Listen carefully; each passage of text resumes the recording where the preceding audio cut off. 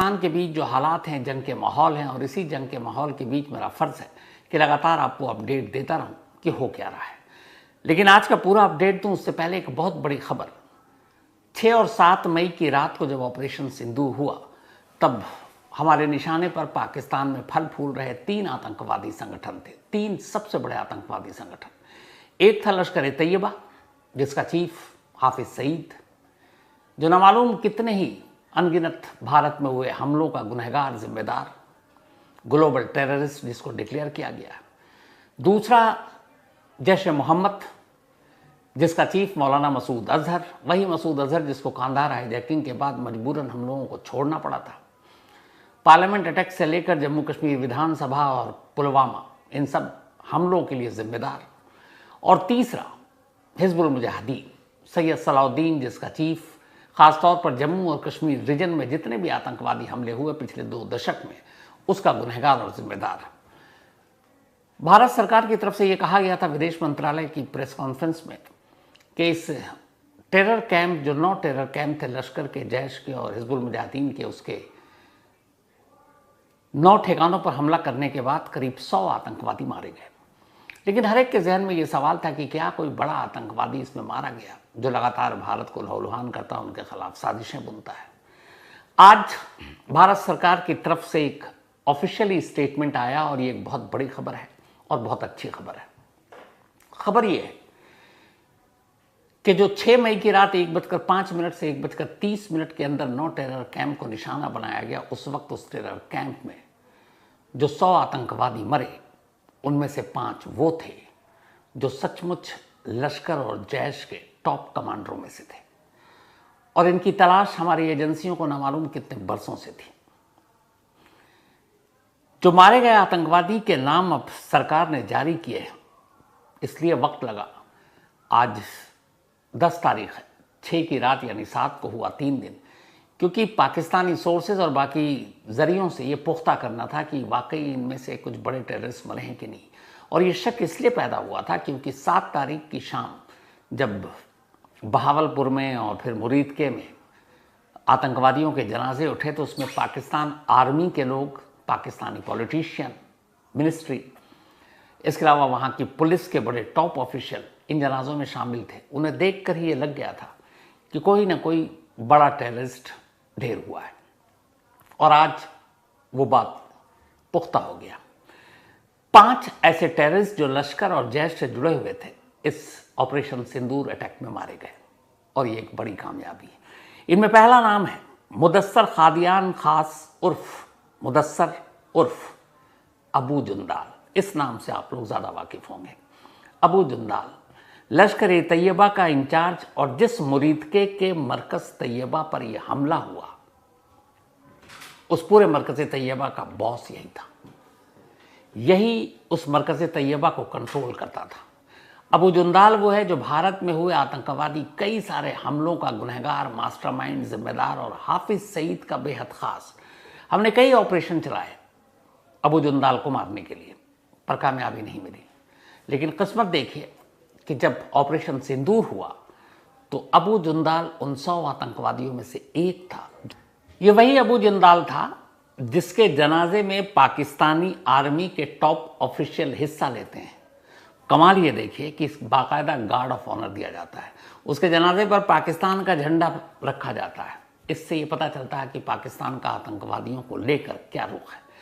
जिस ऑर्गेनाइजेशन लश्कर तैयबा को global terrorist declare किया जा चुका है, जिसके चीफ हाफिज सईद को ग्लोबल टेररिस्ट डिक्लेयर किया जा चुका है, उसका मेन इंचार्ज, उस मुरीदके का, उस मरकज़ तैयबा का हेड, जब वो मरता है तो वहाँ पर उसे गार्ड ऑफ ऑनर देती है पाकिस्तानी आर्मी, उसके फ्यूनरल में शामिल होती है। और इतना ही नहीं, पाकिस्तानी आर्मी चीफ मुल्ला असीम मुनीर, उनकी तरफ से श्रद्धांजलि के तौर पर फूल भेजे जाते हैं इस अबू जुंदाल के जनाजे के लिए। इतना ही नहीं, जो पंजाब स्टेट है पाकिस्तान का, उसकी जो चीफ मिनिस्टर है मरियम शरीफ, शहबाज शरीफ की बेटी, उनकी तरफ से भी, यानी कि पंजाब के चीफ मिनिस्टर की तरफ से भी श्रद्धांजलि के लिए फूल भेजे जाते हैं उसके जनाजे के लिए। अबू जुंदाल तो आर्मी चीफ की तरफ से फूल भेजे गए, पंजाब की चीफ मिनिस्टर की तरफ से मरियम नवाज शरीफ फूल भेजे गए।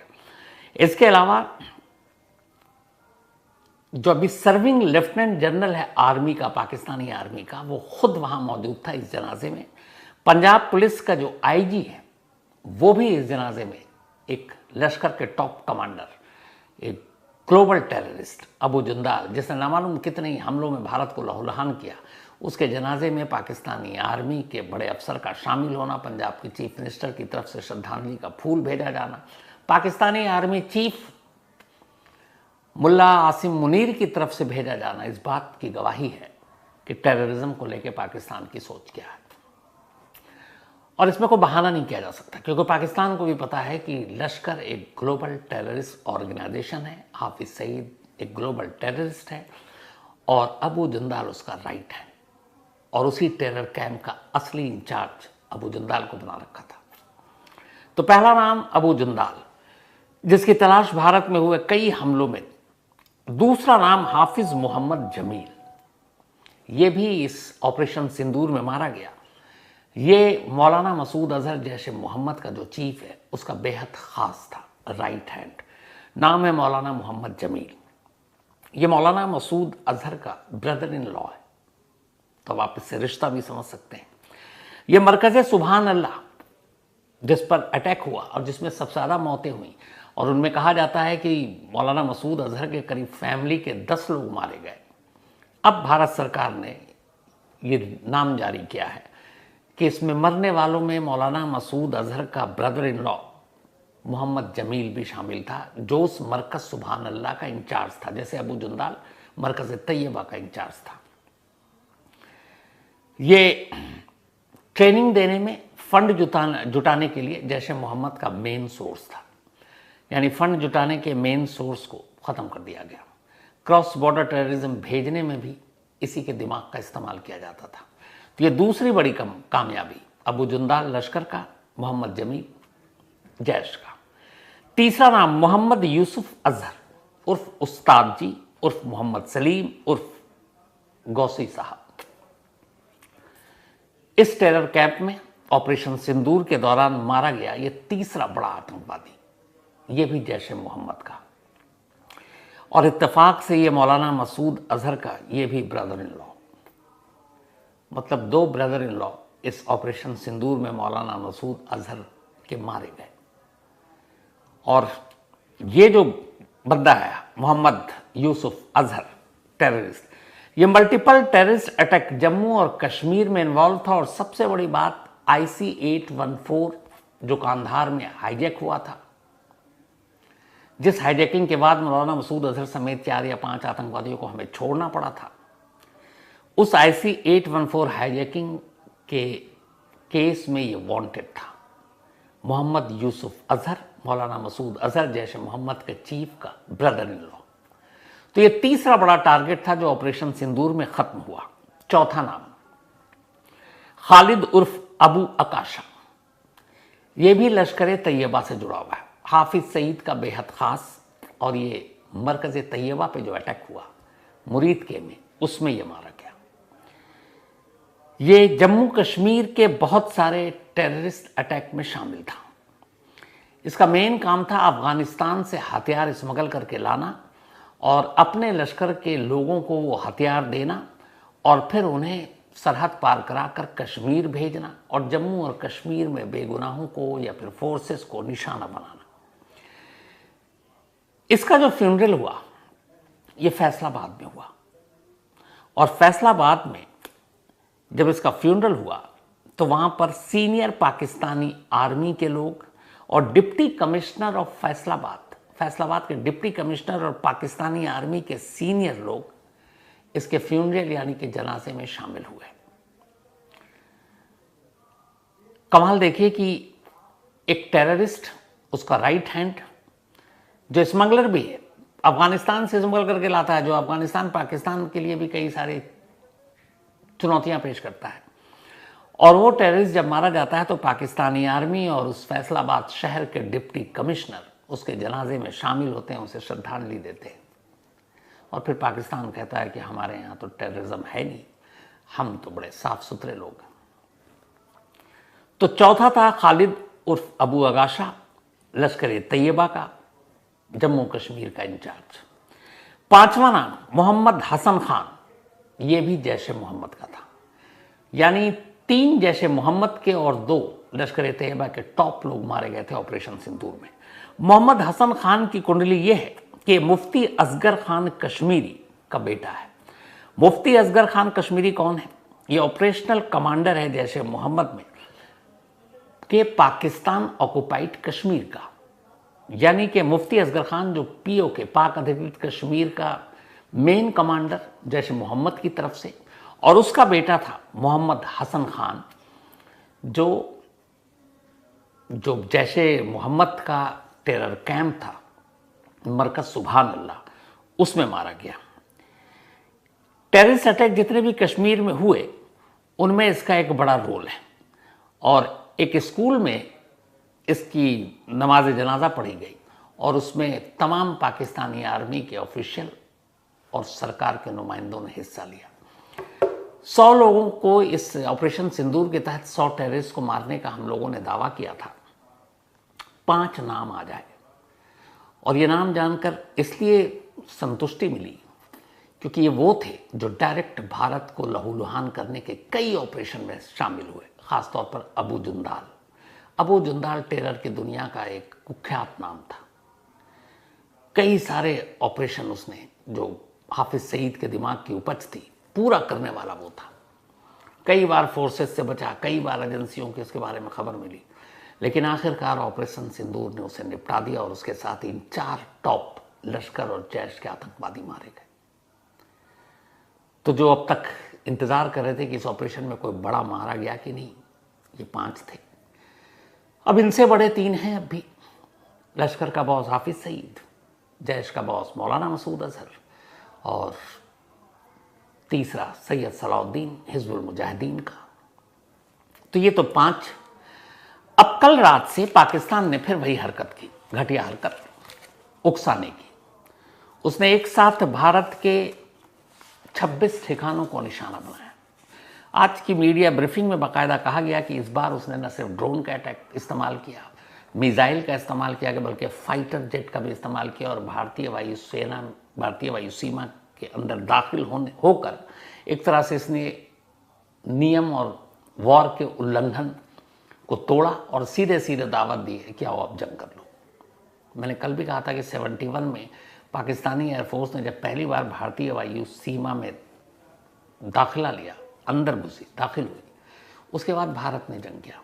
पाकिस्तान ने कल रात यही किया। अब तक ड्रोन भेज रहा था, हालांकि उस ड्रोन में ये भी था कि जो परसों रात को उसने ड्रोन भेजा, उसमें बहुत सारे ड्रोन वो थे जो शादियों में उड़ते हैं, अच्छे अच्छे विजुअल बनाने के लिए दूल्हा दुल्हन के। तो कुछ ड्रोन थे उसने तुर्की वाला इस्तेमाल किया, और बाकी उसके बीच में 300-400 ड्रोन फेंके थे उसने। उसमें से बहुत सारे ड्रोन जो एकदम बॉर्डर के करीब फेंके उसने, वो शादियों वाले ड्रोन इकट्ठा करके फेंके थे, और इसलिए उससे कोई नुकसान नहीं हुआ, बल्कि मारने में हमारा ज़्यादा नुकसान हो गया। वो सस्ता, हमारे टारगेट महंगे। तो शादियों वाले ड्रोन पर उतर आया पाकिस्तान। तो पाकिस्तान ने हमारे 26 ठिकानों पर हमले करने की कोशिश की, ड्रोन से, मिसाइल से, फाइटर जेट से, और हमारे एयरबेस को सीधे सीधे नुकसान पहुंचाने की कोशिश की। इन एयरबेस में कई इंपॉर्टेंट थे हमारे, जिसको इसने हमला करके निशाना बनाने की कोशिश की। जम्मू कश्मीर में इसने गोलीबारी की, इसके अलावा उरी में की, श्रीनगर एयरपोर्ट के पास हमला किया, बारामूला के पास किया, उधमपुर के पास किया, फिरोजपुर और भटिंडा इलाके में हवाई हमले किए। इसके अलावा अमृतसर में हमला किया, एक शायद दिल्ली की तरफ भेजा था जो सिरसा में गिरा है और अच्छा खासा गड्ढा हुआ है। गुजरात के कच्छ में हमला करने की कोशिश की, जम्मू कश्मीर में कोशिश की, और हमारे कई एयरबेस को निशाना बनाने की कोशिश की, लेकिन हमारी जो सुदर्शन चक्र S-400 उसने इसके कोशिश को नाकाम किया।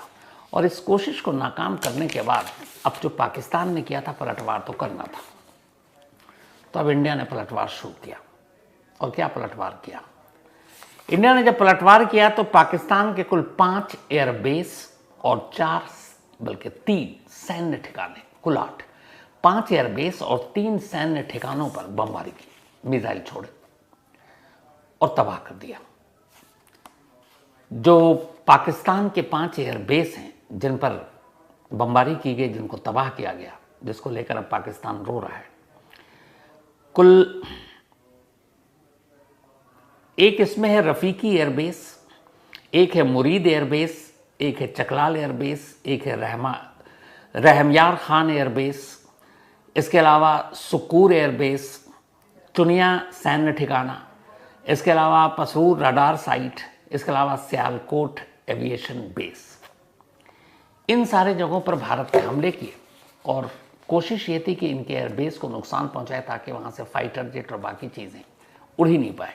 लेकिन जो निशाना बनाया भारत ने, उसमें सबसे इंपॉर्टेंट था और सबसे ख़ास, जो पाकिस्तान को एक तरह से बहुत तकलीफ देने वाला था, वो एक ऐसा एयरबेस जहां से पाकिस्तान अपने न्यूक्लियर को अगर कैरियर का इस्तेमाल करे और लेकर जाए तो शायद वो उसके लिए इम्पोर्टेंट था। और ये एयरबेस था रफ़ीकी एयरबेस, जिस पर भारत ने हमला किया। एयरफोर्स की, पाकिस्तानी एयरफोर्स के रीढ़ की हड्डी मानी जाती है रफ़ीकी, और इसके अलावा दूसरा नूर खान एयरबेस को भी माना जाता है। तो ये जो रफ़ीकी है, ये पंजाब के शेरकोट के पास पाकिस्तानी एयरफोर्स के लिए सबसे इंपॉर्टेंट, और इस पर निशाना बनाया गया।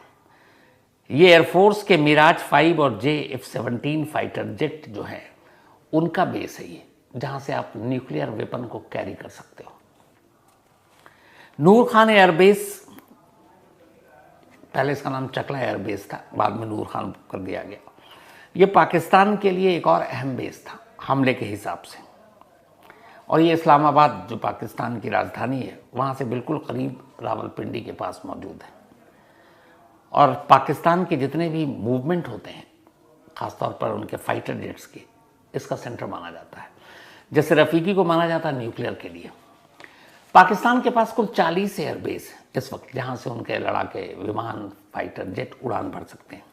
इनमें से 30 एयरबेस ऐसे हैं जो सिर्फ जंग के हालात में जिनका वो इस्तेमाल करता है, और उनमें से न्यूक्लियर वॉर के लिए भी इन्हीं एयरबेस का इस्तेमाल कर सकता है। पाकिस्तान के शेरकोट, मसरूर, कराची, कोयटा में सामुंगली, कामरा में मिन्हास और पेशावर, ये इनके मेन एयरबेस हैं वॉर के लिए, वॉर के हिसाब से। पाकिस्तान के जितने एयरबेस हैं वो भी 3 कैटेगरी में बटे हुए हैं। पहला है मेजर ऑपरेशनल बेस, जो भी 2 दिन से चल रहा है, वहाँ से आप छोटी सारी चीज़ें करें। दूसरा है फंक्शनल, एक एयरबेस जो फंक्शनल पूरी तरह से हो और जहाँ से जंग की सूरत में आप इस्तेमाल करो। और फॉरवर्ड ऑपरेशनल बेस, जब आपको ज़रूरत हो कि अब ज़्यादा जंग के बिल्कुल ही हालात हो गए तो कीजिए। और इन 3 बेस से, यानी कि एक तो फॉरवर्ड ऑपरेशनल, एक ऑपरेशनल और एक फंक्शनल, तो ये सारे 40 एयरबेस में से 3 वॉर के लिए हैं, जिसमें से भारत ने 5 एयरबेस को निशाना बनाया। लेकिन पाकिस्तान जो सबसे ज़्यादा इस पर चीखा चिल्लाया है वो है रफ़ीकी एयरबेस, क्योंकि ये वो एयरबेस है जहाँ से पाकिस्तान अगर चाहे कि कल को हमला कर दो, न्यूक्लियर जब कोई रास्ता नहीं बचा है, तो उसका इस्तेमाल कर सकता है। लेकिन अब पाकिस्तान सोचेगा। और एक और चीज़, पाकिस्तान अक्सर न्यूक्लियर की धमकी देता रहता है। न्यूक्लियर बम ऐसा नहीं कि उठाया गोद में और ले जाकर फेंक दिया। न्यूक्लियर वेपन को कहीं इधर आपको टारगेट निशाना लगाना होता है, तो उसके लिए कैरियर की ज़रूरत होती है, जो फाइटर जेट होते हैं, बड़े संभाल कर। पता चला कि आपने उठाया वहीं से, और उठाने के बाद वहीं अपने ही यहाँ गिरा दो, तो उसके लिए कैरियर की ज़रूरत पड़ती है। अब कैरियर जो है आम कैरियर तो होगा नहीं, खास होगा जो न्यूक्लियर वेपन को लेकर उड़े। तो इंडिया की कोशिश ये है कि इनके कैरियर को ही तबाह कर दिया जाए, और जितने भी एक्सपर्ट हैं उनका भी यही मानना है। तो एक बार कैरियर तबाह, आप न्यूक्लियर का धौंस देते रहो, हवाबाजी करते रहो, फिर कुछ नहीं होगा। तो फिलहाल पाकिस्तान ने जो कल रात किया उसका पलटवार इंडिया ने किया। 5 एयरबेस को लगभग तबाह करके 3 सैन्य ठिकानों पर हमले किए। इससे पहले नहीं किया था इंडिया ने। लेकिन अब पाकिस्तान चूंकि खुलेआम हमारे एयरबेस को निशाना बना रहा है, तो फिर हमारे पास कोई रास्ता है नहीं। और आज सुबह उसने किया। अब तक तो यह था कि रात को फुलझड़ी भेज रहा था वो, आज सुबह भी उसने कुछ फुलझड़ियाँ छोड़ी थी। अब फिर अभी दिन है, अब रात को जैसे ही अंधेरा होगा फिर शायद फुलझड़ियाँ आएंगी उधर से और फिर इधर से मुंह तोड़ जवाब दिया जाएगा। तो अभी ऑपरेशन सिंदूर जारी है और इसमें जो कुछ होता रहेगा अपडेट मैं आप तक और मेरी पूरी टीम क्राइम तक लगातार पहुंचाती रहेगी। और आपको ये भी बता दूं कि लास्ट 6 मई या 7 तारीख हो गई थी, 1:30-2 बजे से पूरी क्राइम तक की जो टीम है लगातार 18 घंटे यही है, बस घर जाते हैं, नहाते हैं, कपड़े बदलते हैं और फिर लौट आते हैं। ये इसलिए कि क्योंकि इस टीम के लिए भी ये पहला तजुर्बा है कि ख़ासतौर पर अब तक तो क्या गाज़ा पट्टी में हो रहा है या फिर क्या यूक्रेन में हो रहा है, क्या इजराइल में हो रहा है, वो देखा करते थे, अब महसूस हो रहा है। कल ख़ासतौर पर जो महसूस हुआ सबसे नज़दीक ये कि दिल्ली से मुश्किल से 250 किलोमीटर की दूरी पर सिरसा है और सिरसा में एक मिसाइल आकर गिरा। तो वो असल में मिसाइल शायद दिल्ली के लिए था। तो बात दिल्ली तक पहुंचने वाली है। तो बात जब दिल्ली तक पहुंचेगी तो शोर तो बहुत दूर तक सुनाई देगा और शोर फिर पाकिस्तान के हर शहर में सुनाई देगी, फिर चाहे वो इस्लामाबाद हो, लाहौर हो, पिंडी हो, सियालकोट हो, कोई भी हो। तो आप फुलझड़ी छोड़ेंगे तो फिर धमाके और पटाखे की उम्मीद रखिए। तो मेरी पूरी टीम जो भी अपडेट होगा और फैक्ट्स के साथ, क्योंकि जंग में बहुत सारी चीज़ें, आप लोगों से भी मेरी रिक्वेस्ट है कि बहुत सारे सोशल मीडिया पर जैसे अब पुरानी जंग की तस्वीरें कुछ उठा के यूक्रेन की चला दी जा रही हैं, कुछ इजराइल की, तो ऐसी तस्वीरों से बचिएगा और देखिएगा, कोशिश कीजिएगा कि पहले फैक्ट चेक करें और फिर देखें, क्योंकि ऐसी चीज़ों से भी माहौल थोड़ा बिगड़ता है।